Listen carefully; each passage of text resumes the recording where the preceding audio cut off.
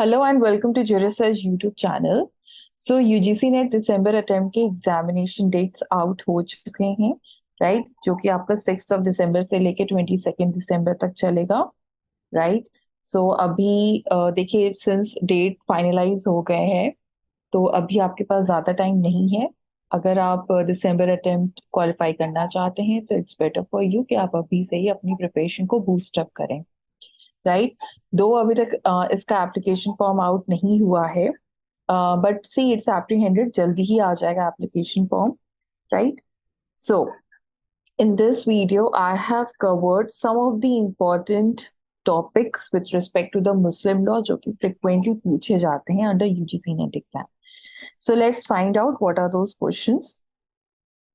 So the first one is, with respect to muta marriage amongst Muslims, which of the following is or are correct? ठीक है। सो मुता marriage क्या होती है आपको भी पता है, it's not a permanent marriage. And इस पर्टिकुलर मैरिज से रिलेटेड कौन कौन से जो दिए गए स्टेटमेंट्स है फ्रॉम स्टेटमेंट 1 to 4 कौन से सही हैं आपको चूज करना है। You can also pause the video and try to choose the correct answer. So आइए देखते हैं कि एक एक स्टेटमेंट करके कि क्या कंसेप्ट है। तो देखिए, फर्स्ट पॉइंट है आपका that spouses have no right of mutual inheritance even if one of the spouses dies when if muta is subsisting. तो देखिए, under muta marriage concept of inheritance तो अप्लाई होता ही नहीं है, ठीक है, क्योंकि ये परमानेंट मैरिज है नहीं, राइट? तो दोनों ही स्पाउसेस अब एक दूसरे के प्रॉपर्टी पे इनहेरिटेंस राइट इनका नहीं होता है। So yes, statement 1 is the correct one. Second statement ये कहता है कि that the husband has no right of talaq दो the parties are free to terminated by mutual consent.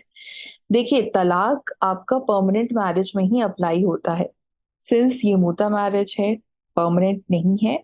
तो या तो ये इस टाइप की मैरिज टर्मिनेट होगी on the basis of mutual consent या on the expiration of fix term, right? So yes, so accordingly आपका स्टेटमेंट नंबर 2 भी सही है। थर्ड देखते हैं that the children of muta marriage are illegitimate. ये थोड़ा कॉम्प्लिकेटेड हो जाता है। देखिए, कुछ स्कूल के हिसाब से जो चिल्ड्रन होते हैं out from muta marriage they are legitimate, so we can't say कि this statement number 3 is correct, right? So accordingly statement 1 and 2 are the correct answer. Accordingly आपका ऑप्शन नंबर 4 सही है। Next question is, in which of the following cases the Privy Council has held that doctrine of acknowledgement is a part of a substantial Muslim law of inheritance and not a rule of evidence? अब ये acknowledgement होता क्या है? देखिए, acknowledgement का मतलब होता है कि आप चाइल्ड को लीगली रिकॉग्नाइज कर रहे हो, उसका लीगल राइट आप क्रिएट कर रहे हो, right? So, and see, doctrine of acknowledgement is more beyond the rules of evidence, right? Okay, so देखिए, ये जो पार्ट है ये आपका हेल्ड हुआ था इस केस में, which is Mohammad Allahabad Khan versus Mohammad Ismail Khan, right? ये काफी पुराना केस है, ठीक है? तो इसका आंसर ये है।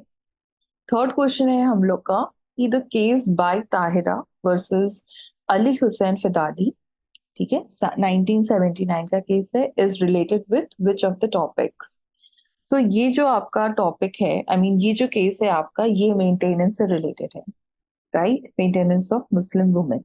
तो आपके जो केसेस आए थे राइट फ्रॉम 1979 से लेके 1985 तक, okay, so all those cases were popularly, I mean not popularly, but yes, most of the cases were related to the maintenance of Muslim women.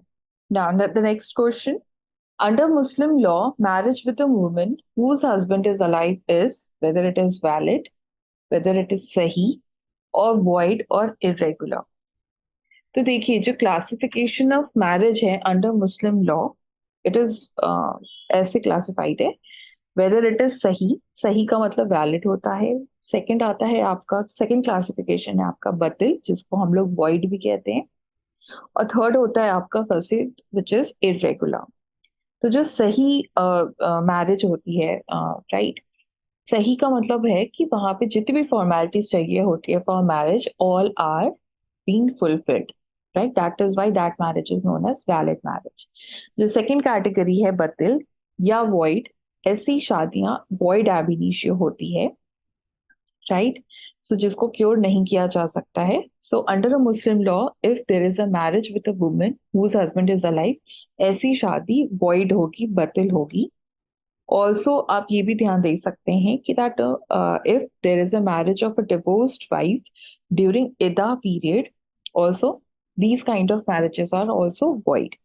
और लास्ट आता है आपका first case which is irregular.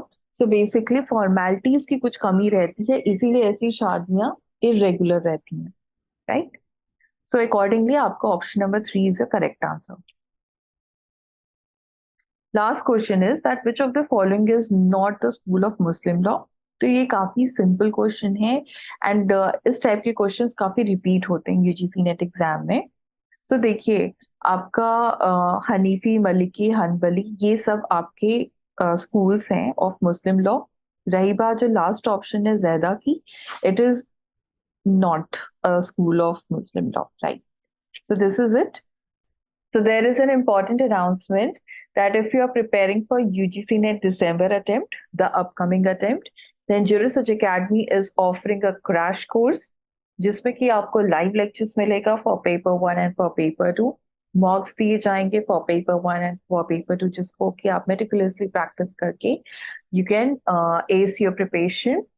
And the next very important thing which you will gate is soft copy study material, जिसको कि आप कभी भी कहीं से भी एक्सेस कर सकते हैं। And same goes with the live lectures also, right?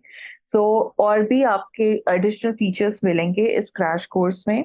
To know more about it, you can call on the contact which is given on your screen, right? And this crash course is starting from today itself. So if you want to know more about it or if you want to buy this course, you can call on the given number.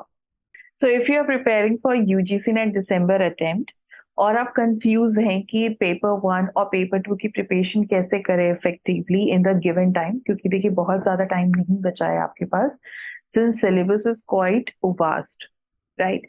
सो इस situation में कैसे effectively और smartly prepare किया जाए for this very examination. So for this what you can do is you can attend the 2-day workshop, right? जो कि आपका 28 and 29 of सितंबर को कंडक्ट होगा, just the next week, right? So इसमें आपसे डिस्कस किया जाएगा, आपसे शेयर किया जाएगा like what are the strategies which you can follow for the quick preparation of for this exam, right? So paper 1 को आपको कैसे प्रिपेयर करना चाहिए, पेपर 2 को आपको कैसे प्रिपेयर करना चाहिए, you will get idea in this workshop. So देखिए, ये बिल्कुल ही फ्री ऑफ कॉस्ट वर्कशॉप है। If you want to register for this workshop or to know more about this workshop, you can visit this website which is given on your screen, and that is gougc.jurisearch.com. आपको इसका link description box में भी मिल जाएगा, so you can check this website also. Thank you for watching this video and do not forget to subscribe Jurisearch channel to get the further updates.